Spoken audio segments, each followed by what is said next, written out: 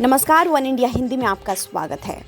एक और देश में कोरोना की दूसरी लहर ने कहर बरपाया हुआ है, तो वहीं दूसरी ओर कोरोना वैक्सीन की कमी को लेकर विपक्ष लगातार मोदी सरकार की आलोचना कर रहा है।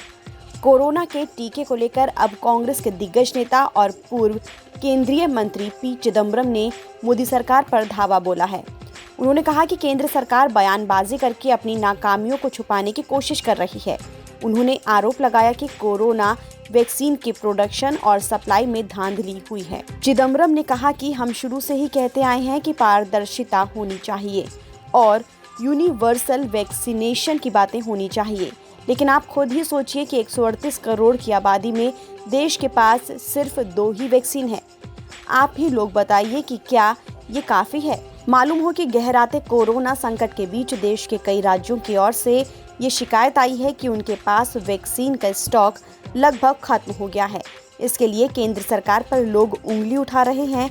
तो वहीं इन आरोपों और सवालों के बीच एक निजी चैनल से खास बातचीत में केंद्रीय स्वास्थ्य मंत्री डॉक्टर हर्षवर्धन ने कहा था कि कोरोना वैक्सीन को लेकर महाराष्ट्र और छत्तीसगढ़ जैसे राज्य राजनीति कर रहे हैं।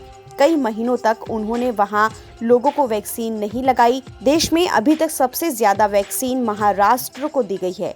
केंद्र सरकार WHO की गाइडलाइन को फॉलो कर रही है और पहले वैक्सीन उन्हीं को दी जा रही है जिनकी इन्हें ज्यादा जरूरत है।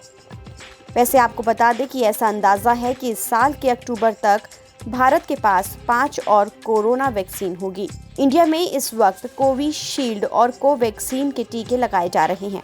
ANI के मुताबिक अगले 10 दिनों के अंदर रूसी वैक्सीन स्पुतनिक के इस्तेमाल को भी मंजूरी मिल सकती है। आपको बता दें, जिन 5 और वैक्सीन की बात हो रही है उसमें स्पुतनिक के अलावा Johnson and Johnson vaccine, Novavax vaccine, Zydus Cadila vaccine और भारत बायोटेक की इंट्रानेशनल वैक्सीन का नाम शामिल है।